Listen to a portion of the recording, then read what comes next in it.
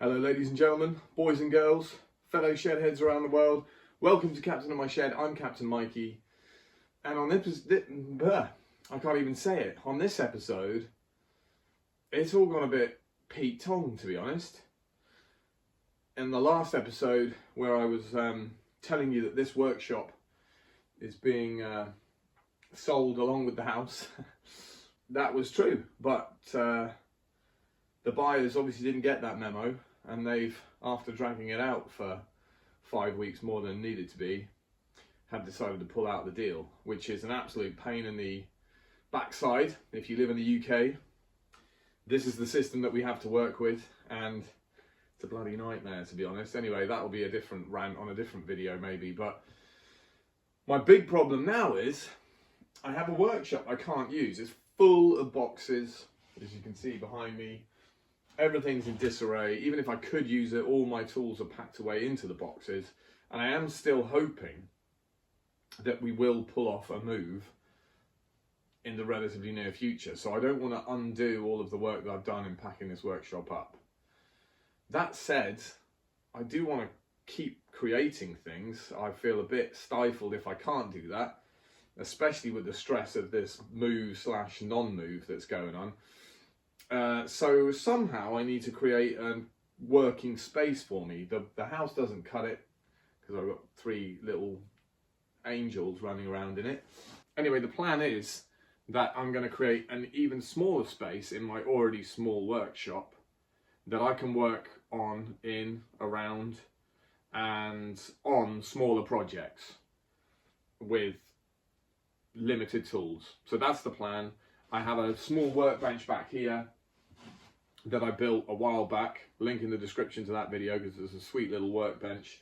I'm going to try and dig that out, move that into this spot and all the boxes into where the workbench is at the moment, and then I should have a space to work. And then I'll tell you about the projects I've got coming up that I may have to do in this tiny little space that I'm about to create. Let's do it.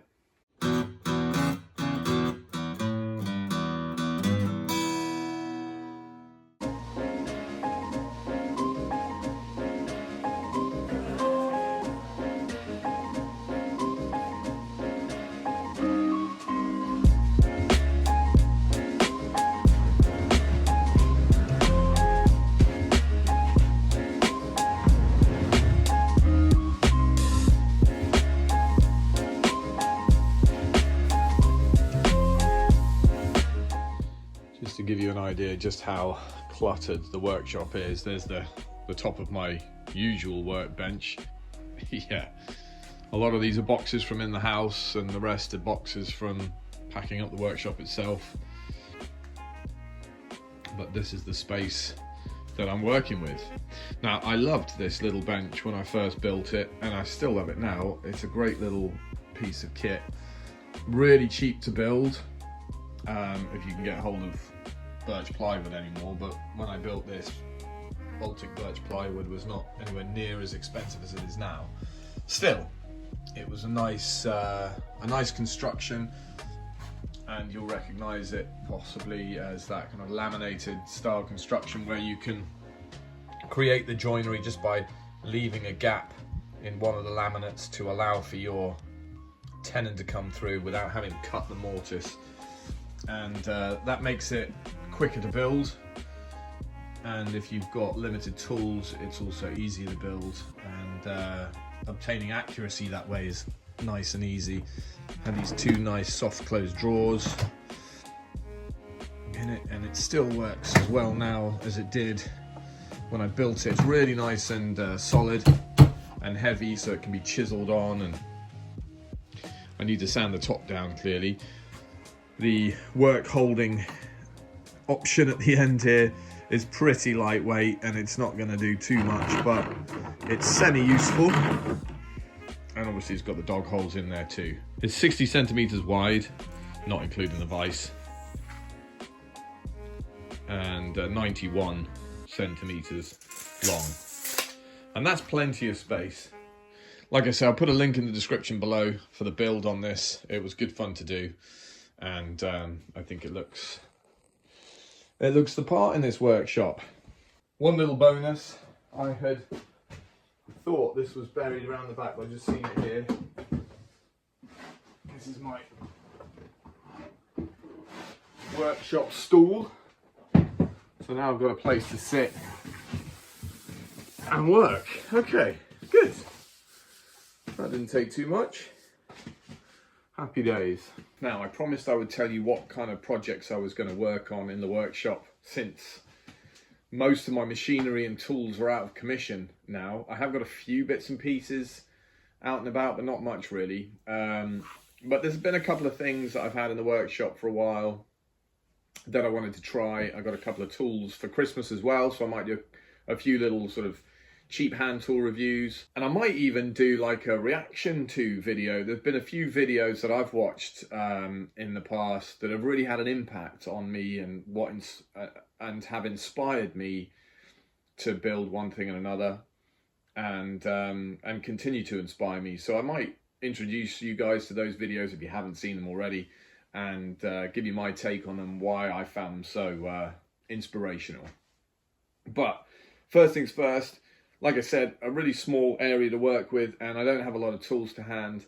But what I did do for Christmas, I spent a little bit of money, not much, buying a few bits and pieces, this watch included. I don't know if you recognise, it's a Casio World Time. It's nothing flash, 30 odd pounds to buy.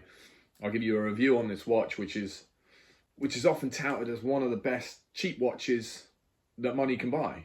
And I bought some components. Some of these components are to upgrade the parts of this watch that are more cheaply made.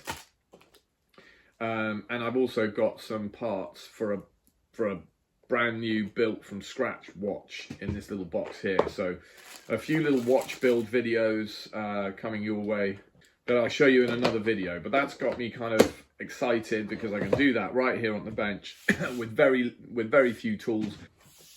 I did get myself for Christmas, just because I knew I was going to be working on these watches, this Strabito screwdriver bit set.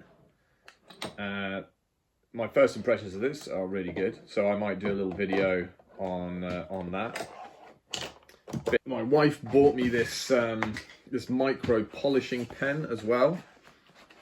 I don't know power-wise how it's going to work, but what I might use that on is this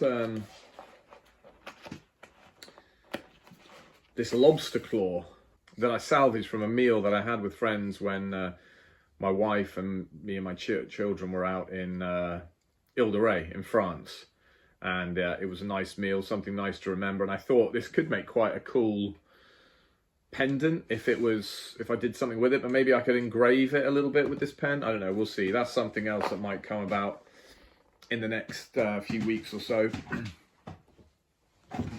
And aside from that, I might do a few bits of painting and drawing. I'm always piddling about with my sketch pad, and I did have some ideas when I thought, oh, we're going to be moving into a new house. It'd be nice to have some different artwork. So maybe I'll do some painting and drawing. So that's a quick introduction to some of the things that I plan on working on in the next few weeks, months.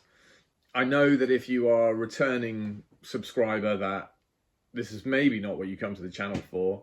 So my apologies for that. But it should still be fun and creative, and maybe give you some ideas of things that you might want to try out for yourself. Again, thank you very much for watching. I always appreciate it, as I always say. But for those of you that have enjoyed watching my niff-naff over the last few years, thank you very much.